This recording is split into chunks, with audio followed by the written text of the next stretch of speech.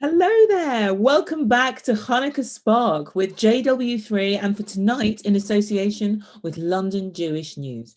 I am Tracy Cashy, your host. I'm in my husband's office. We're in the attic, just trying to stay one step ahead of COVID. We're going to shine on tonight regardless of your tear. The only tears you have to worry about tonight are the tears of joy that will be coming out of your eyes after these incredible guests. Now tonight we'll be taking in London, Copenhagen and somewhere in America. And thank you so much for joining us on the 7th night of Hanukkah. Now, I know we're almost over and it's a bit sad, but don't worry, because we still have tonight and tomorrow night, and the incredible Howard Jacobson will be joining us to share some of his light in the darkness, and the magnificent singer-songwriter Ana Silvera is going to be sharing her music with us. And we also have a very special greeting from the comedy legend that is Jackie Mason. But first, it's story time, and we are very, very lucky to be joined by the gorgeous Howard Jacobson. Howard Jacobson is a multi-award-winning, much-beloved British novelist and journalist whose writing is equal parts acerbic brilliance and dazzle. He won the Bollinger Everyman Woodhouse Award in 2000 for The Mighty Waltzer, and then again in 2013 for Zoo Time. In 2010, he won the Man Booker Prize for The Finkler Question. I remember that. His unique brand of wry comedy has been devoured and adored by readers for almost 40 years. He famously rejected the label of a British Philip Roth, describing himself instead as a Jewish Jane Austen. And he is exactly who I want to hear from in Hanukkah 2020. Howard, how are you? Happy Hanukkah. Happy Hanukkah to you and happy Hanukkah to everybody. How am I? I'm okay, if you can be okay while also being scared for your life. A virus doesn't suit me. I'm one of those. There used to be there was a James Thurber story about somebody, an old lady who used to say, a grandma, she always said, always make sure you've got the plug in the socket, otherwise the electricity will leak out. And I'm terrified that the virus is leaking out. I can see it leaking underneath my door. I don't actually, lay blankets by the door, but I'm quite frightened of something like this. So I am an obsessive hand washer and sanitizer. Mind you, I was an obsessive hand washer. I was an obsessive hand washer and sanitizer before there was anything to sanitize. So I just do everything I've always done, but more. Yeah, now you're perfecting the art of hand washing and obsession. Yeah, absolutely. I hear you, Howard. So I think you have prepared a special reminiscence for us. Is that correct? Well, it's not so much a preparation. It's something that happened that I'm unable to forget. Not that I would want to forget it. It's just a very, very vivid time in my life that reminds me of Hanukkah, because something about the oil not running out. And life not running out when you were expecting it to. So it's more than 20 years ago in Manchester, and my father is in hospital and he's dying, and he knows he's dying. He didn't want to die in hospital. He hoped he'd be able to go home, but he wasn't able to make it home. He was too ill. I spent what we all thought would probably be, and he thought would probably be, his final night of life by his bedside in the hospital. It's not something I can claim to be. I don't have a good bedside manner, but there was my father and there was I, and I sat by his bedside, desperately upset and worried for him. I'm wondering if I fell asleep in the chair, whether he'd be there in the morning. He was there in the morning and did one of those strange things, like, I think, is it Falstaff, who wakes up on a battlefield and says, "What, still alive?" And my father did that. He said, "What, am I still alive?" And I said, "Yes, you are." And he said, one of the nurses came and said, "You're glad you're still alive, Max, because one of your favorite nurses is coming in today." There was a nurse he particularly liked, because she was lovely and she was pretty, and everything about her she was bechein. And he asked to be, could they wash his hair and could they make him look nice for this nurse? He was so pleased that he was alive for another day to see this nurse. I should have added that my father was a magician, a children's magician.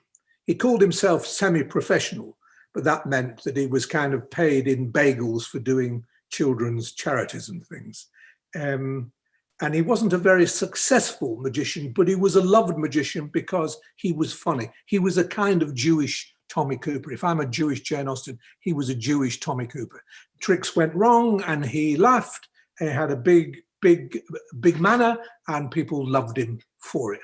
But he had his tricks, and his tricks often went wrong, I should have said. And he had his tricks in his bedside cabinet by the bed. The bedside cabinet was spilling out with tricks. With junk. I mean, and he never knew the difference between a trick and a joke or a toy. So a trick for him was something an egg you could pull out of someone's ear, or a wind-up toy that would walk across the bed. Anything that mainly what a trick was for him was entertaining people. All he wanted to do was entertain people and make people laugh. My life as a novelist has been rather similar, but I think he gave more pleasure than I did. So we had to hand him his tricks and he played around with things. And then the nurse came and he was so pleased to see her, and she kissed him on both cheeks. Max, you look great. He looks spruce, very white, but and ill and drawn, but pleased to see this nurse and pleased to see his family around him. And he said to this nurse, I want to show you a trick. I've got a particular trick. I'm going to show you the ring in the glass trick. And we all went, no, he couldn't make this trick work. Don't do this trick, Dad. Don't do it. The trick involved getting someone to give him a ring, and then particularly a woman, an engagement ring or a wedding ring. And he'd get a tumbler, hospital tumbler, and lay a piece of material or something, or a card, or a get well card or something on the top of the glass. He'd put the ring on the top of the glass. He'd bang his hand on the thing. The ring would disappear. We'd hear it fall into the glass. He'd move the card. The ring had gone, wasn't in the glass. Where was the ring? My father could never get this trick to it. Just wouldn't work. He just couldn't do it. The ring would fall out, or he would see where it had gone, or it didn't fall into the glass. No one could even see. We couldn't even work out what was meant to happen, Dad. What was the trick? So we begged. I said to him, don't do that trick. No, I want to do it. I want to do it.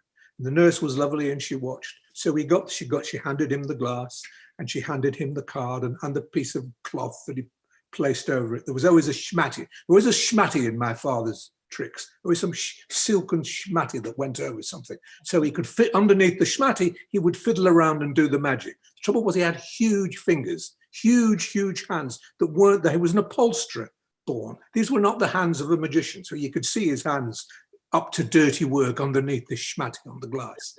That was part of the fun of it. So he said to the nurse, please, can I have a ring? He said, your most precious ring. And we all thought, no, don't. It'd fall in the bed. They'd never find it. It would roll down after. But she loved him and she gave him the ring. And he put the ring on the card. And he went, bang, like that. And we heard the ring drop into the glass. I thought, that's good. That's the first part of the trick. We've heard it fall into the glass. Then he pulled the schmatty away. Glass was empty. Where had the ring gone? The trick had worked. The trick had miraculously worked. We absolutely couldn't believe it. The next part of the trick, which involved recovering the ring from I can't remember where, but some impossible place, also worked. The nurse clapped, we all clapped. We absolutely could. For the first time ever in his life, at the end of his life, his impossible trick had worked. The colour returned to his cheeks, I kid you not. He looked glowing. He lost 10 years and he lived this extraordinary thing. It didn't restore him to life, but he lived another few weeks, long enough. Thanks to this trick and the look of a delight on the nurse's face, he lived long enough to be able to go back home and to die where he had wanted to die, in his family, with everybody around him. And this reminded me of what the oil means, really, when the oil, you get an extension of the oil. It's not forever, but you buy more time. And that's all you can ever expect of anything in life, any miracle. Nothing can give you eternal life, but you can get a little bit more time. And that's, in a way, that's what I think Chanukah celebrates, a little bit more time. And he got a little bit more time, and truly, it was a miracle. Okay, I'm going to try not to burst into tears now. That was So beautiful, Howard. That's really special. I've got such a vivid picture in my head of the hospital bed and the nurse, and what a beautiful message. I know it's a funny thing. This whole notion of 1 day's worth of oil to 8 days, it's a little bit like you got 5% worth of battery in your phone and it lasts for a week or something. It's hard to translate into modern life. It is, but it's that extra injection of life, and an Oh, extra injection of life is all. It's yeah. all we can hope for. An extra injection of vitality and hope is built on that. A little bit more. A little bit more is all there is. It's all there is, but it's a little bit more is everything. Absolutely. Oh my God. Why did I wear mascara? Okay, I'm going to pull it together. Howard, that was stunning. Thank you for being with us. Thank you for sharing that. That was absolutely... It's my pleasure. Lovely to be with you at Chanukah time. I'm only sorry I'm not with everybody around the tree, around the menorah. Sorry, the tree, excuse me. That's another holiday. The tree is another holiday. Around the menorah in Trafalgar Square, which is where I would normally go. But I think Boris Johnson has said you can't go there. No, you can go to the tree, but you can't mix with other Jews, or you can only mix with other Jews if you're in a bubble with other Jews. And you can sing Moat Sor, but you mustn't sing it all together. You must only sing Moat Sor one. I think those are the instructions. Yes, so it's more fun being here. Exactly, it's wonderful, and it's a lot more hygienic. Let's face it, and the rules are simpler. But God bless you, Howard. Thank you so much. Have a beautiful end of year, and we will hope to see you soon. Thank you very much. You too, and happy Hanukkah to everybody. Thank you. Okay, right. I think it's time to light the candles. So if you've got your Chanukiah ready, what I'm going to do is because I'm going to light the shamash in shot. I'm going to say the brachas. Oh, let's hope this stays lit. Okay, Yofi. The first blessing. Baruch atah Adonai Eloheinu melech haolam asher kidshanu b'mitzvotav v'tzivanu lahadlik ner shel Chanukah. Second blessing. Baruch atah Adonai Eloheinu melech haolam she'asa nisim lavotenu bayamim hahem bazman hazeh. And try and light it in shot and sing Maot Sor at the same time. I'm almost as handy as Howard's dad. Maot Sor Yeshuati Chana el shabeach tikon bet tefilati sham toda nezdabeach lietachin matbeach mitzam nabeach azegmo b'shir mizmo Chanukah mizbeach azegmo b'shir mizmo Chanukah mizbeach.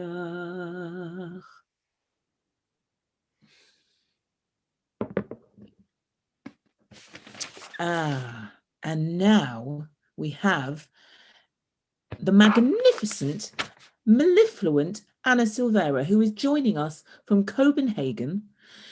Ana Silvera, her songs are lyrical, intimate, emotive. Her work has been called stunning and magical by The Guardian. Her new composition, Light Console Me, was released last month. Her songs draw on her Syrian Jewish heritage and take its inspiration from the Mourner's Kaddish. Anna, are you there, my darling? I'm here. Hello. Hey! Oh, that was so beautiful, Tracy. That was like the nicest prayer singing I've ever heard. Oh my God. Well, you've inspired me. I was hearing you when we were setting up and I just thought, you know what? I'm going to try a little bit harder tonight because she's so good. So Anna, can you tell us about this song title that you've written? I understand it was a commission.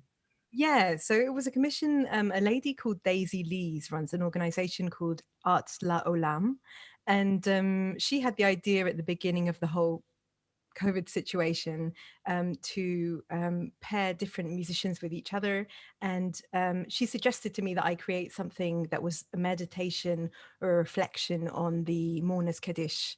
And it was such a interesting idea, and I immediately responded to it. I was like, okay, I can, this is such an important way for me also to channel my weird feeling of, I've been in Copenhagen for this entire period, not being able to go back to London for various, every time I thought I got the chance, there'd be another lockdown, or there'd be some mutant minks in Denmark, or I don't know if you heard about them, but so it's been this really strange sort of situation of, a very comfortable exile, but I obviously was feeling that sort of collective experience as well that we've been going through, of just this weird, bizarre, deeply sad situation, but at the same time this drawing together and this real kind of sense of like like a kind of love that's so much more clear than it normally is in our sort of daily lives in the normal sense. So I think I was drawing from all those emotions and those emotional wells, and wrote this piece, Like Console Me. Wonderful. Let's hear it, Anna. Thank you.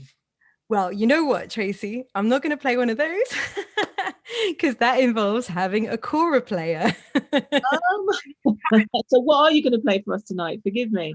No, it's totally fine. I'm going to sing a Channukah song, which is much more appropriate, Anna. Thank you for thinking straight, well done. This is a Sephardic Channukah song, and I love the fact that it's classic Ladino thing. It's like, it's a song about preparing for a party, but it's really melancholy. So the lyrics are great and sort of cheery, and then the melody is a sort of beautiful, mournful song. So this song is called Haceremos una merenda.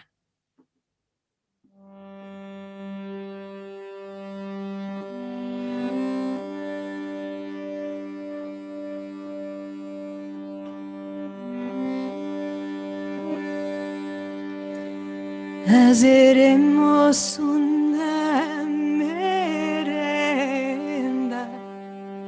quella ora volotire yaraman en rumeaman.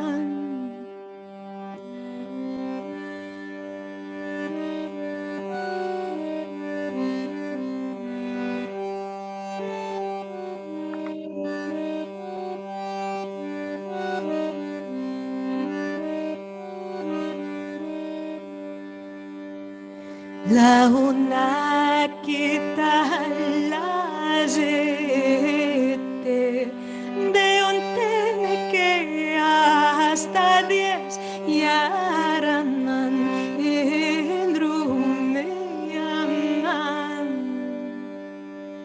La otra quita la harina de un saco hasta 10 yaraman en rumeaman.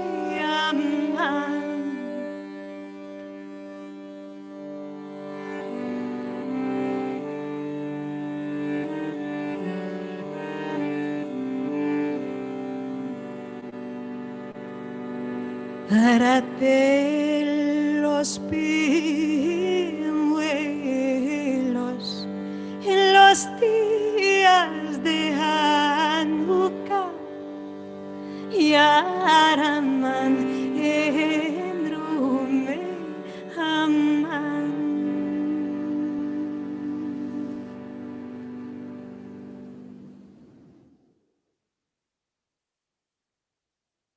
Ana Silvera, that was absolutely stunning. So beautiful.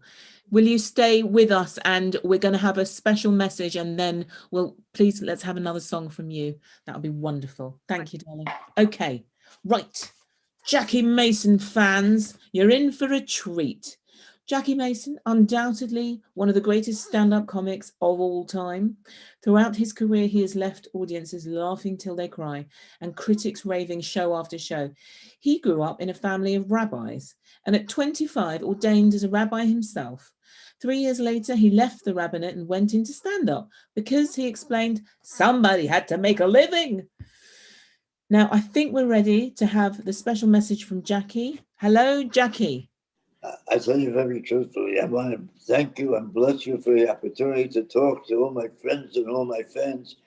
And it's such a pleasure to talk to them. So far, I'm doing so much for them. I don't know what they're doing for me. So I'll wait to find out what it is that I can get out of all this.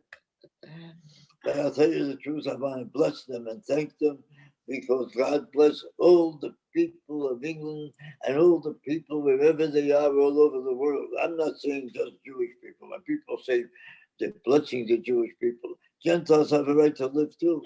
Not as good as the Jews, but they have a right to live. And we should thank God that there's still Gentiles in America. And because in case you're tired, who's going to help you? Jews are busy.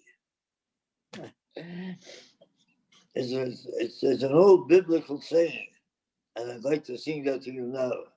Yivarechecho ad Hashem v'yishmerecha, Yoel ad Hashem pano v'elecha v'chonecha, Yisro ad Hashem pano v'elecha, v'yosem lecha shalom. You know what that means? I don't know yet. But it's a great blessing. It's a beautiful blessing. And I say this to everybody in the world. The same to you. Wishing all of you a Chanukah Sameach. A very, very happy Hanukkah. Stay safe. Stay safe indeed, Jackie. Thank you so much for that. That was incredible. I've now reached my peak emotional, my sweet spot of laughter through tears, from Howard's story to Anna's music to Jackie cracking me up. That is what we're going for here at JW3 tonight. The emotional sweet spot. And Anna, if you are now ready with your second song, can you tell us a little bit about that, please? Yeah, for sure. So this song came out on a winter EP that I released a couple of years ago. And the words are by a poet called George Surtses, who some of you may know, amazing Hungarian poet, also happens to be Jewish. And I saw this poem, he posted it on his Facebook page, and it was written for his wife of many, many years. And I just immediately loved the lyrics. It's all about love and being aware of how, you know, the opening line is, the years grow expensive the faster they pass. You know, the kind of preciousness of time and the importance of recognizing the love that's around us. And yeah, I was really moved by that sentiment. So I set the words to music. So this song is called Love Deeper.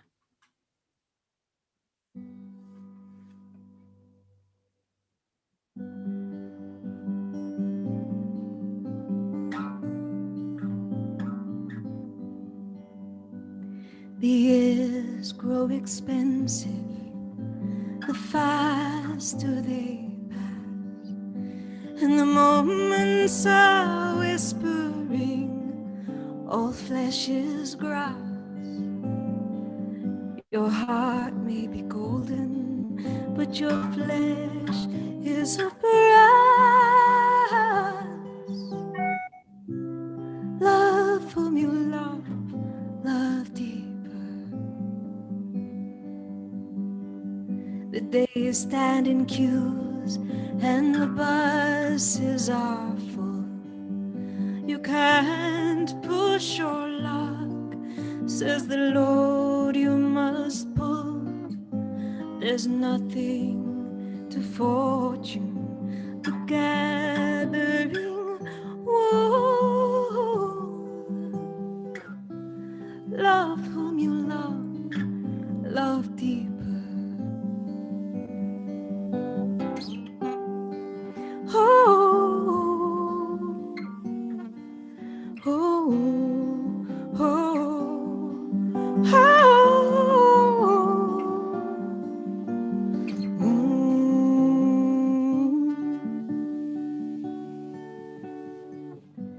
Look at the time, grown shrunken and small. How rich is your garden, how high is the wall, and where There's now your paradise after the fall. Love whom you love deeper. Love fiercer, love faster, love longer, love well. Don't wait for the bellman, don't wait for the bell. The years grow expensive, they're just ours for a spell. Love whom you love,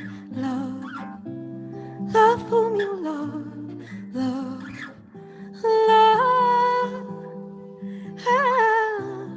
love whom you love deeper.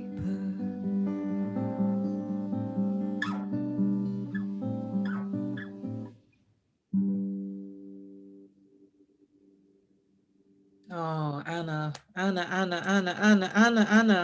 Now you've added goosebumps to my sensory overload tonight. That was absolutely stunning. Can you tell us again the name of the poet that was based on?